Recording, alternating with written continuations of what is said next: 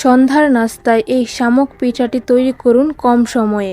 অল্প উপকরণের মাধ্যমে কম সময়ে এই পিঠাটি বানানো যায়। এই পিঠা বানানোর জন্য একটা হাঁড়িতে 1 কাপ পরিমাণ পানি দিয়ে তাতে লবণ দিয়ে পানি যখন বলক উঠে যাবে তাতে ময়দা দিয়ে ময়দাটাকে ভালো করে মথে নিতে হবে। ময়দাটা যখন মথানো হয়ে যাবে তখন সেখান থেকে অল্প পরিমাণ কাই নিয়ে সেটা লম্বাভাবে ডিজাইন করে নিতে হবে। তারপর একটা ছাঁকনির সাহায্যে এটাকে এইভাবে ছাপ দিয়ে ডিজাইন করে নিতে হবে।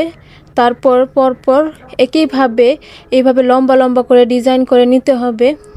এইভাবে সবগুলো পিঠা বানিয়ে নিলাম। পিঠাগুলো বানানো হয়ে গেলে একটা কড়াইয়ে তেল দিয়ে তারপর একে একে সবগুলো পিঠা দিয়ে দিতে হবে।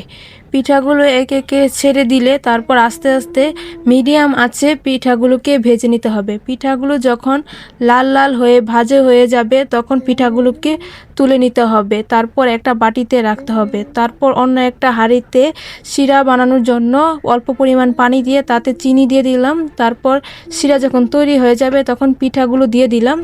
শিরার সাথে যখন পিঠাগুলো লেগে যাবে তখন নামিয়ে নিলাম। তৈরি হয়ে গেল শামুক পিঠা।